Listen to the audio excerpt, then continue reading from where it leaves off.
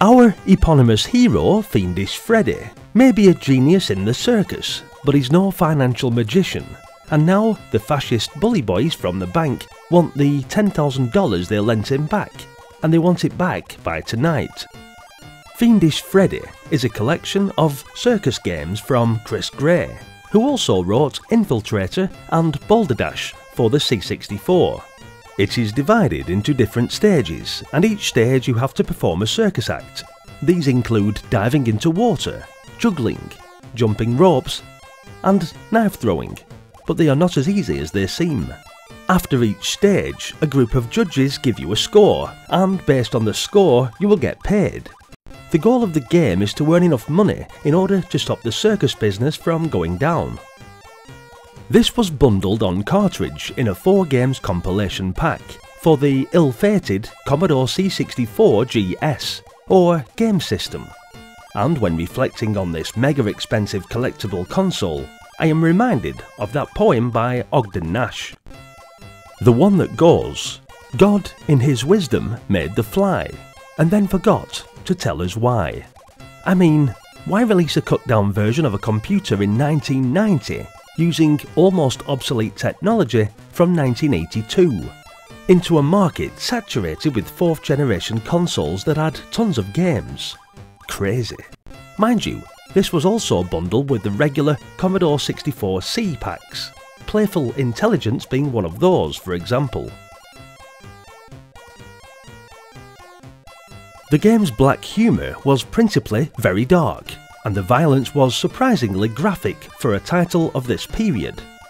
The tightrope walker gets sliced in two through the midriff when hit by a blade, and the juggler is blown to pieces when hit by a bomb, for example. In fact, let's have a look at the actual events.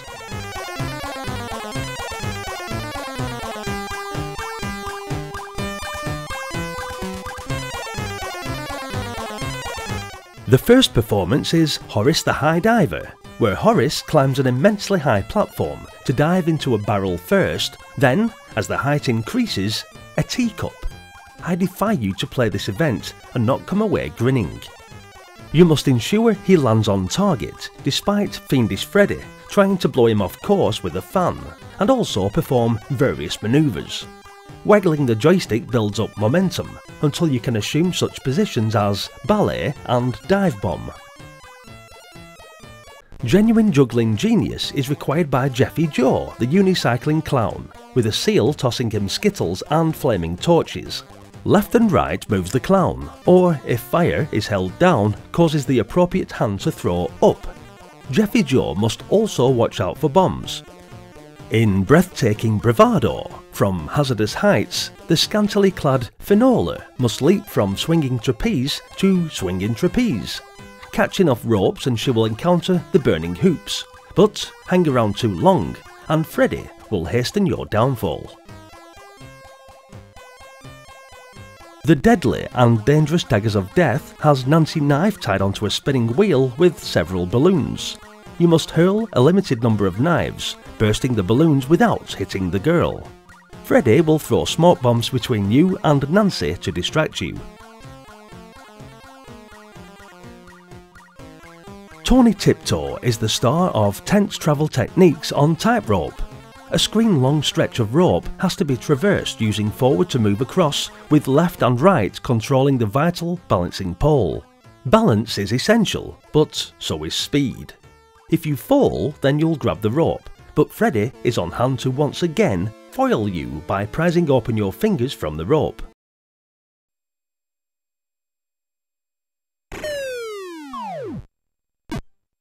The final event is the explosive combustible cannons of colossal courage. Fernando climbs into a cannon filled with TNT. You must then quickly place a trampoline where you'll think he'll land. Then the cannon begins to fall down. Press fire when you've got the right angle and Fernando goes flying.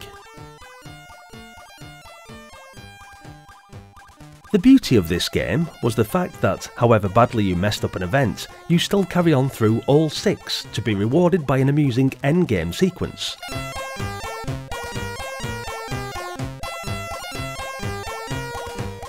Looking at this version on the Commodore Amiga, you'll note that Fiendish Freddy has lost none of its humorous appeal in the conversion to the C64. The events are pretty much the same as they were, all very playable in their own right, and brilliantly presented with gorgeous cartoon graphics. Of course, the most fun is with more than one player. Even if you don't save the Circus, you can have brilliant multiplayer competitions. The game's strongest point is undoubtedly its wicked sense of humour, which makes even losing very amusing. So I'd highly recommend you get this one fired up for your Commodore 64, and I'd even go as far as to give this one a big thumbs up. Fiendish Freddy really is very, very funny to watch and play. I'd recommend it to anyone, to be fair. Good fun.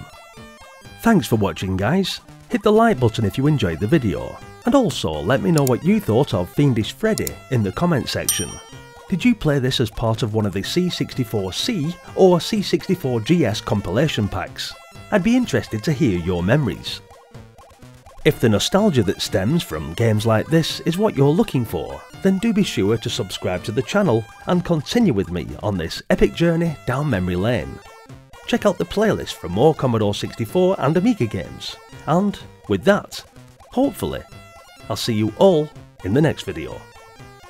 Until then, bye for now.